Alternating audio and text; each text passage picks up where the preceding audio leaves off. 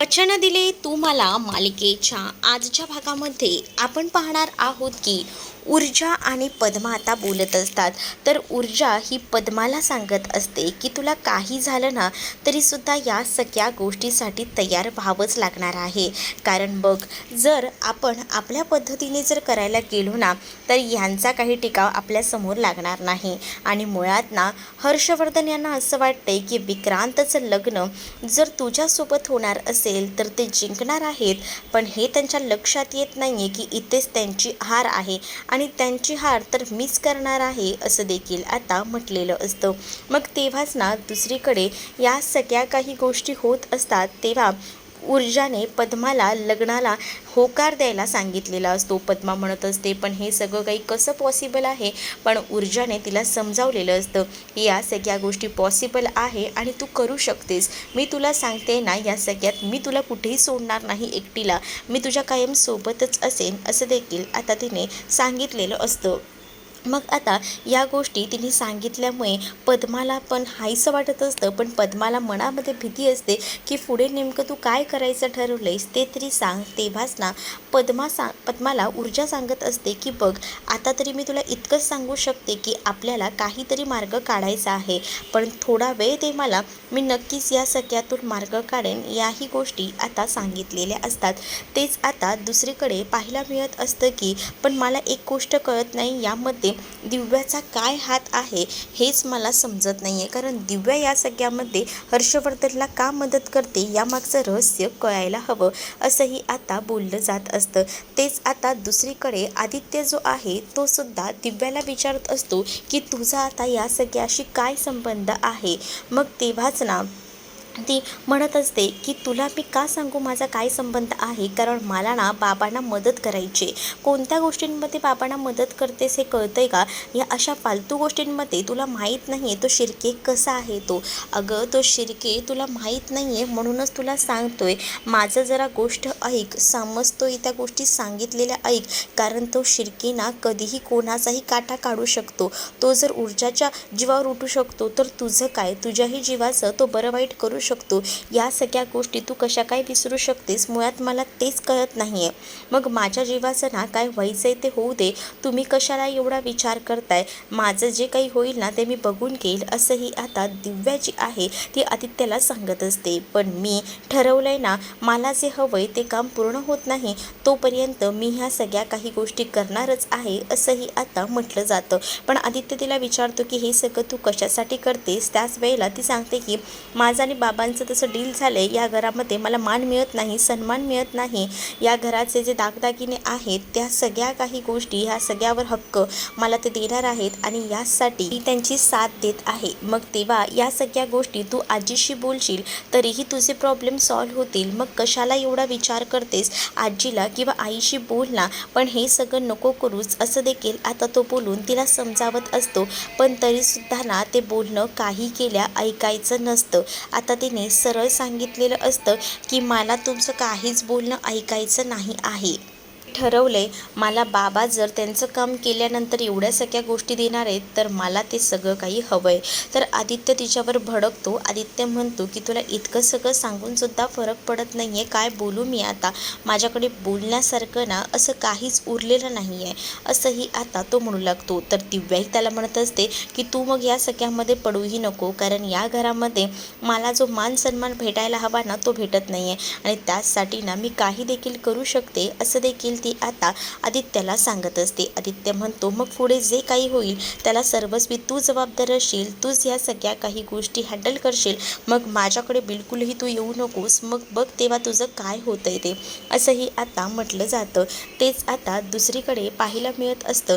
दिव्यासुद्धा बोलत असते की ठीक आहे ना, नको लक्ष देऊ, तसंही तू कुठे माझ्या कोणत्या गोष्टीकडे लक्ष देतो असंही तिचं असतं. कारण तिला ना आता फक्त आणि फक्त या घरात मान सन्मान हवा असतो आणि दागिने ह्या सगळ्या गोष्टी हव्या असतात आणि यासाठी ती हर्षवर्धनला या सगळ्या प्रकरणात मदत करत असते. त्यामुळे ती आता खुनशी हसत असते आदित्य तिकडनं निघून गेल्यानंतर.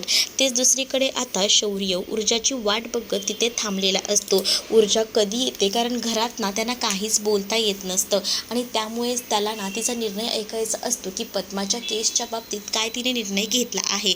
तेवढ्यातच ऊर्जा ऊर्जा तिथे येते. ऊर्जा आता शौर्यशी बोलायला सुरुवात करणार असते आणि त्याला म्हणत असते की सॉरी मला यायला उशीर झाला. आणि मग तेव्हाच ना तिकडे आता रुपेश आलेला असतो आणि रुपेश आता ऊर्जाला येऊन बोलतो की ऊर्जा यार तुला कधीपासून शोधतोय, बरं झालं भेटलीस, चल पहिल्यांदा चल माझ्यासोबत. मग आता ती म्हणते की कुठे? अगं खत्री साहेब तुला बोलवत आहेत कधीपासून.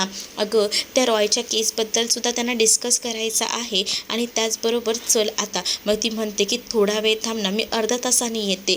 पण आता ती काही केल्या ऐकायला रुपेश तयार नसतो. तो म्हणत असतो की अर्धा तासाने नको यार, कारण सरांना ऑलरेडी मला सांगून ना अर्धा तास झालाय, तेव्हापासून मी तुला शोधतोय आणि आत्ता जाऊन तू मला भेटलेस आणि अजून अर्धा तासाने तू बोलतेस. मग तर सर मला काही खरं नाही माझं. आणि वर सर हेही म्हणते ऊर्जा शिंदेचं लग्न त्या हर्षवर्धन जहागीरदारच्या मुलासोबत झालंय, तर आता तिला माच आलाय का? तुला तर माहिती ना खत्री साहेब कसे आहेत ते, बोलताना जराही विचार करत नाही. आणि म्हणूनच मग मी तुला सांगतोय प्लीज चल. मग आता ऊर्जा जी आहे ती आता शौर्यला विचारत असते की शौर्य मी जाऊ का? बोल ना काय करू? तर शौर्य म्हणत असतो की जा ना.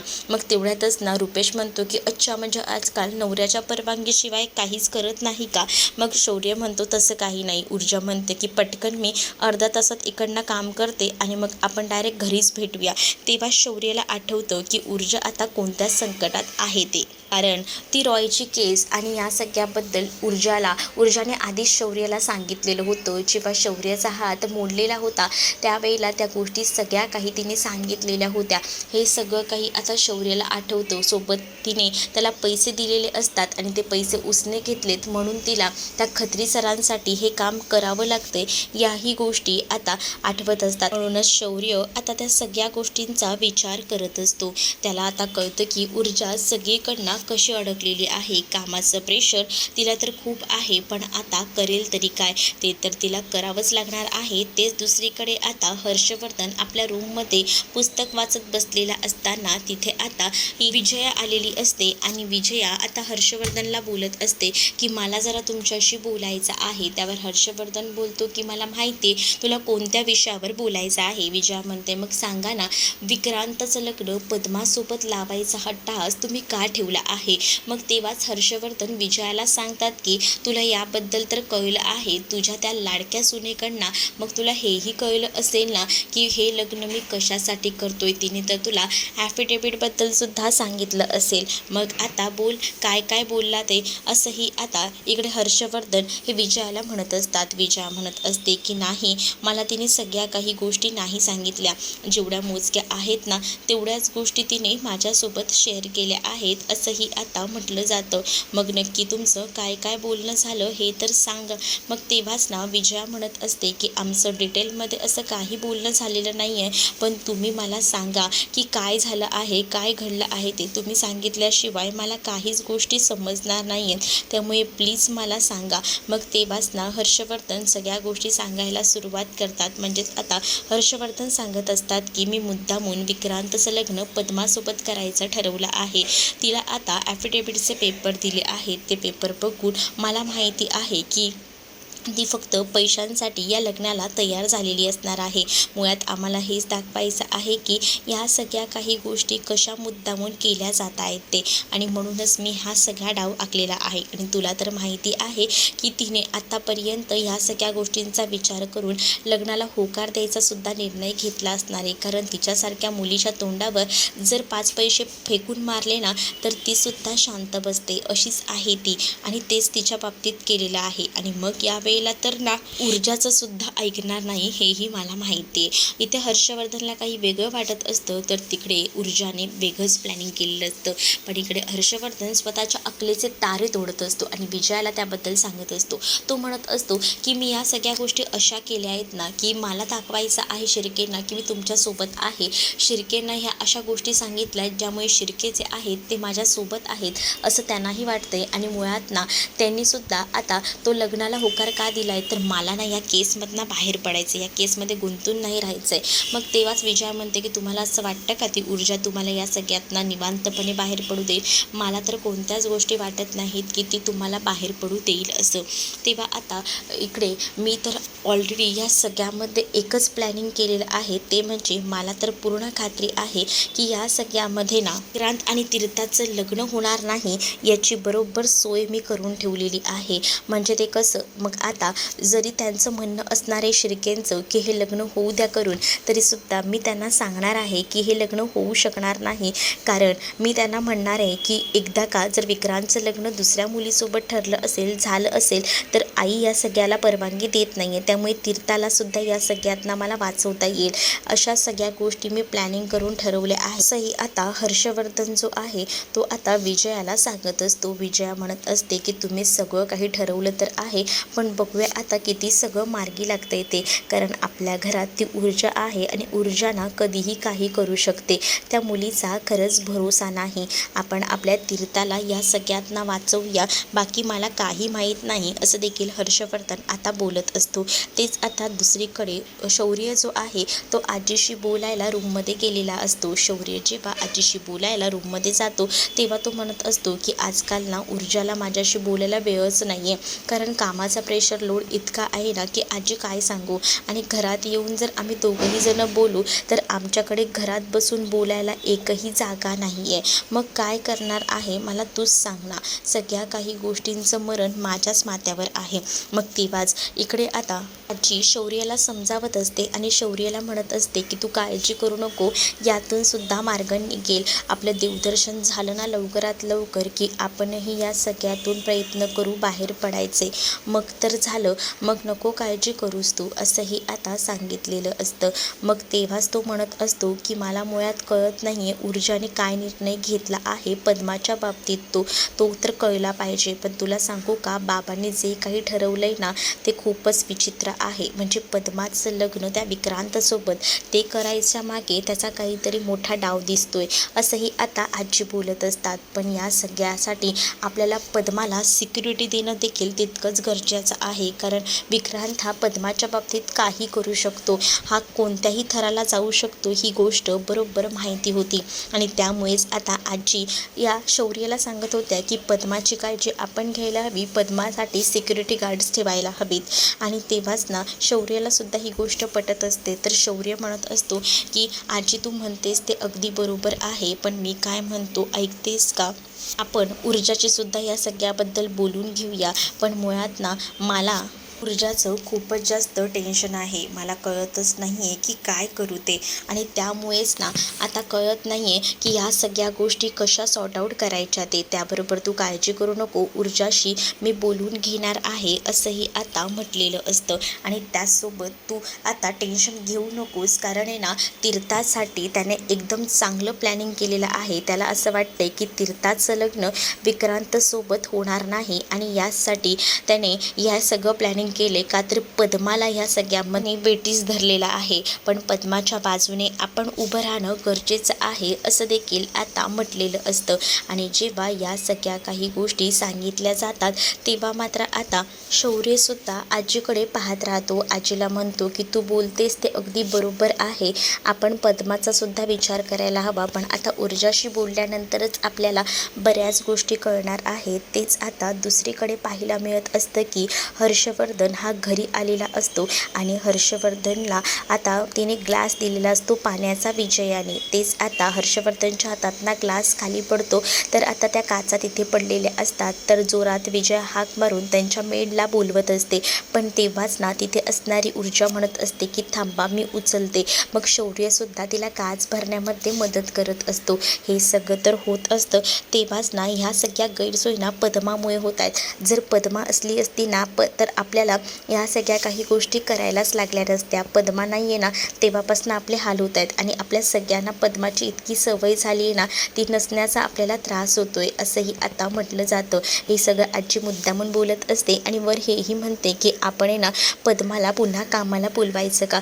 तेव्हा शौर्य म्हणतो की पद्माला कामाला बोलवायचं ते कसं शक्य आहे आजी? आता एवढ्या मोठ्या घरची सून आपल्याकडे कामाला कशी येणार? मग आजी म्हणते कोणत्या एवढ्या मोठ्या घरची सून पद्मा होणार आहे ते तरी मला मला कळू दे. हर्षवर्धन म्हणतात की आता आई, तुम्हाला या सगळ्या काही गोष्टी माहिती आहेत, पण तरीसुद्धा तुम्ही मुद्दामून हे सगळं माझ्यासमोर बोलून दाखवताय. तुम्हाला असं वाटत असेल की मला ह्या गोष्टी कळत नाही आहेत, पण मला कळत आहेत ह्या गोष्टी, असंही आता बोललं जात असतं. तेव्हाच आजी म्हणतात की तुला गोष्टी कळतायत ना, मग बरं झालं की ह्या गोष्टी तुला कळतायत त्या. मग मला सांग की तुझा हा अट्टाहास कशाला आहे की हे लग्न व्हायला हवं म्हणून. म्हणजेच मला कळत नाही आहे, पद्माचं लग्न तू विक्रांतसोबत लावतोय, यामागे काय आहे तुझा डाव, असंही आता म्हटलं जातं. तेच आता इकडे मला तर एवढंच चांगलं कळतंय की हे सगळं काही तुम्ही करताय ना ते चुकीचं करताय. पण त्यावेळेला ऊर्जामध्ये बोलत म्हणत असते की नाही, पण खरं तर ना पद्माने हे लग्न करायला होकार दिलेला आहे. पद्मा या लग्नासाठी तयार आहे, असं जेव्हा आता सांगितलं जातं, स्वतः ऊर्जा सांगत असते. हे ऐकून तर मोठाच धक्का ना इथे सगळ्यांना बसतो. मग आता विचारलं जातं की हे सगळं काय आहे. मग आता हेच खरं आहे असंही सांगितलं जातं. मग आता ही कशी काय लग्नाला तयार झाली आहे, हा मोठा प्रश्न हर्षवर्धनसाठी असतो. आणि खास ऊर्जाचा सुद्धा तिला सपोर्ट आहे, म्हणजे नक्कीच काहीतरी गडबड आहे. या गोष्टीसुद्धा परफेक्ट ओळखलेल्या असतात. विजयासुद्धा पाहत राहते. तेच दुसरीकडे आता ऊर्जा म्हणत असते की आधी मलासुद्धा थोडं वेगळं वाटत होतं की हे लग्न कसं होईल, काय होईल, पण खरंच ना हे लग्न होतंय ना तर एकंदरीत बरंच आहे. उलट मला असं वाटतंय की हे लग्न झाल्यानंतरच कुठे जाऊन खऱ्या अर्थाने पद्माला न्याय मिळेल. या गोष्टी जेव्हा आता बोलल्या जातात तेव्हा मात्र आता आजी म्हणत असते की अच्छा, म्हणजे विक्रांतचं लग्न पद्मासोबत होणार आहे म्हणून ती आपल्या घरी कामाला येऊ शकणार नाही आहे. पण या सगळ्या गोष्टी तर होत राहतील, पण मुळात मला कळत नाही आहे की हर्षवर्धन त्याने एवढा निर्णय का बरं घेतला आहे की एका गरीब मुलीसोबत लग्न. आणि तुला तर माहितीच आहे ना, हे सगळं बोलल्यानंतर आता तो त्यांचा निर्णय आहे त्याच्याबद्दल मला माहीत नाही, पण ते आता पद्मानेसुद्धा होकार दिला आहे म्हटल्यावर हे लग्न लवकरच होईल असंही आता म्हटलं जातं. मग इकडे दुसरीकडे आता पाहायला मिळत असतं की ऊर्जाने या लग्नाला होकार दिलेला असतो. ऊर्जा म्हणत असते की पद्मा या लग्नासाठी तयार आहे. पद्मा या लग्नासाठी तयार कशी काय झाली, हा मोठा प्रश्न हर्षवर्धनसाठी असतो.